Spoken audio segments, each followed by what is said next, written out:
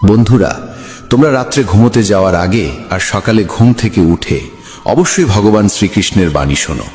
এতে তোমার জীবন বদলে যাবে।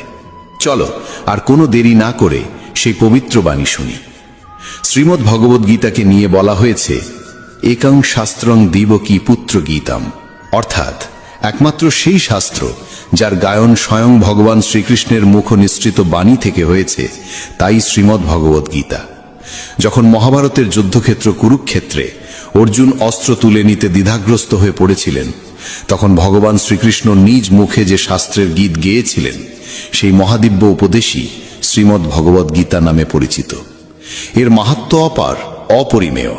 এর প্রকৃত মাহাত্ম্য কেউই পুরোপুরি বর্ণনা করতে পারে না। শেষ, মহেশ, গণেশ পর্যন্ত এর সমস্ত গুণগান সম্পূর্ণরূপে প্রকাশ করতে পারেন না। তাহলে আমরা সাধারণ মানুষ তো আরও সীমাবদ্ধ।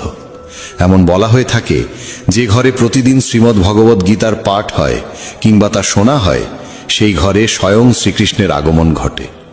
এই গীতাকে পৃথিবীর প্রতিটি মানুষের পড়া ও বোঝা একান্ত প্রয়োজনীয়, যাতে তারা জীবনের সুখ, শান্তি ও সফলতা লাভ করতে পারে।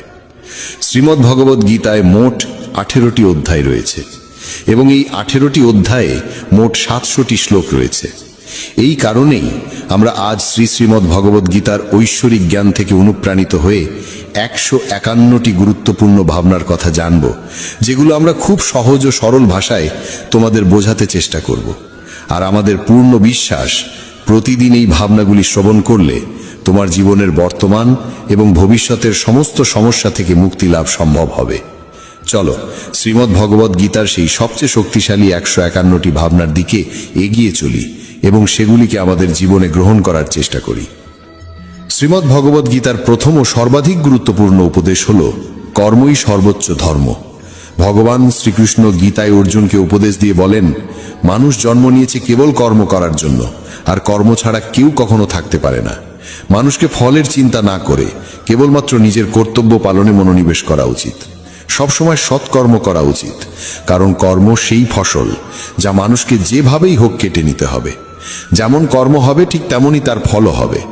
কর্মের হিসেব খুব সহজ। ভালো করো, ভালো ফল পাবে; খারাপ করো, খারাপ ফল পাবে। মানুষ যে রূপে ঈশ্বরকে স্মরণ করে, ঈশ্বরও তাকে সেই রূপেই দর্শন দেন। নিজের শক্তিকে দুশ্চিন্তায় ব্যয় না করে সমস্যার সমাধান খুঁজতে ব্যবহার করাটাই বুদ্ধিমানের কাজ। অসৎ জিনিস দেখা আর শোনা থেকেই আসলে অসৎতার শুরু হয়। যে মানুষ এই মূল্যবান মানব জীবন পেয়েও ঈশ্বরের নাম কীর্তন করে না, সে দুর্বুদ্ধি মানুষ, যিনি মোক্ষের সিঁড়ি পেয়েও সেটায় চড়ার চেষ্টা করে না। ভগবান শ্রীকৃষ্ণ বলেন, হে